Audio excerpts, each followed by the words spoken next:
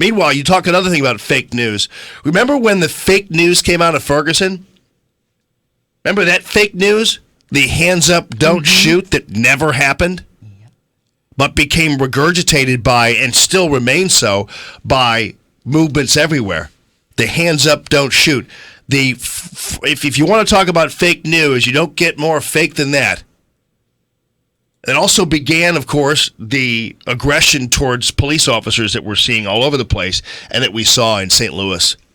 Jeff Roorda wrote a book originally called Ferganistan and has broadened it to present a new book, War on Police, which is certainly pertinent now.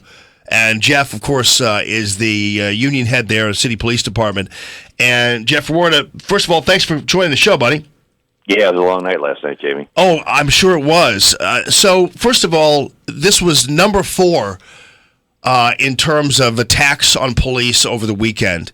Just yesterday. It was just yesterday. Yesterday, and it visited our borders, last night. And 2 of them in Missouri, the one in Gladstone and then this one in St. Louis. Which what's the latest info on that? Do you know? The Gladstone one, there's not a lot of details about. The suspect's dead. The officers expect to survive, but there were sparse details in the news when I looked at it last night and then again this morning. So how is the officer? How's the sergeant? He's doing well. He was, talking the whole way to the hospital. The facial surgeon at Barnes, we were lucky to have some of the best hospitals in the world here, and Barnes included. And facial surgeon came in and said, I'd really rather let the swelling go down before we try to remove these bullets. There's nothing life-threatening here. I mean, amazingly, they think that the bullet's going through the window glass on the car. The guy just ambush shot him through the window. That slowed the velocity on the 2 bullets that struck him in the face. So it had to be back to back, just bang bang, for both shots to be slowed like that. But it's miraculous and a great thing that they didn't do more damage. Being shot in the face at close range like that. Well, and oddly enough, too, and this is typical of a police officer, for it doesn't matter what their situation is, they're always wondering if, they're always trying to help, in my opinion.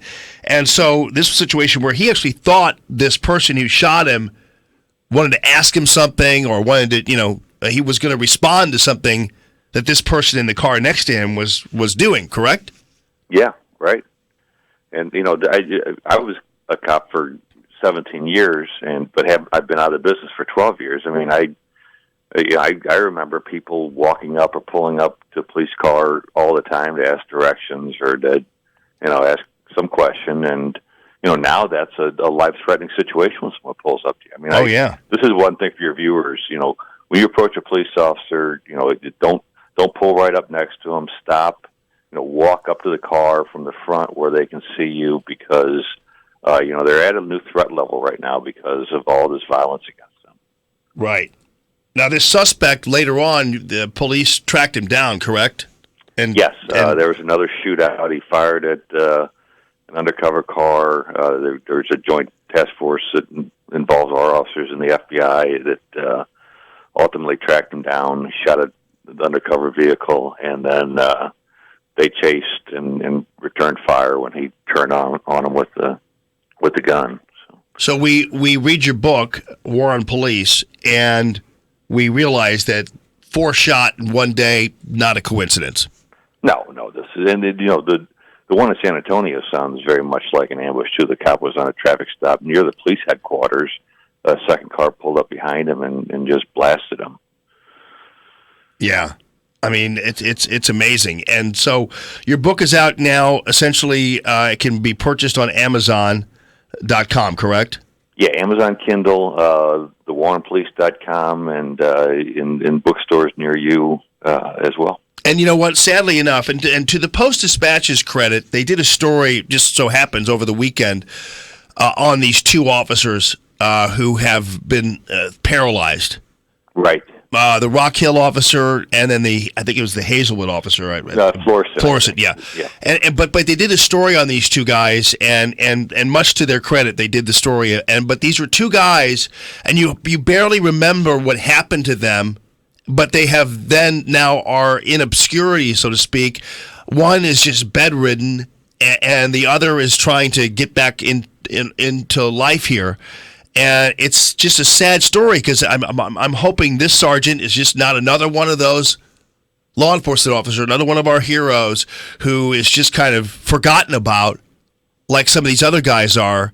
Obviously, thank God they're alive, but their lives afterwards are forever changed, and the lives of their family.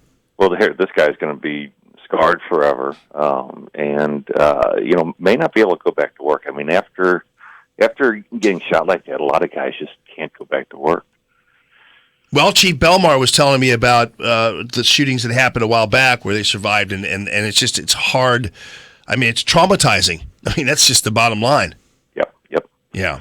All right, buddy. Like TV. So. Yeah, no doubt. Now, are we? The name isn't of the officer isn't being released, right? No, they haven't released his name yet. I know him well. He's a good guy, but they're he's got small kids, so I think they're waiting until he gets a chance to talk to his kids. Sure. So. Well, we'll continue our prayers for him and for all of you on the streets, buddy. Jeff Roorda, thank you so much for chiming in. Thanks, Jamie.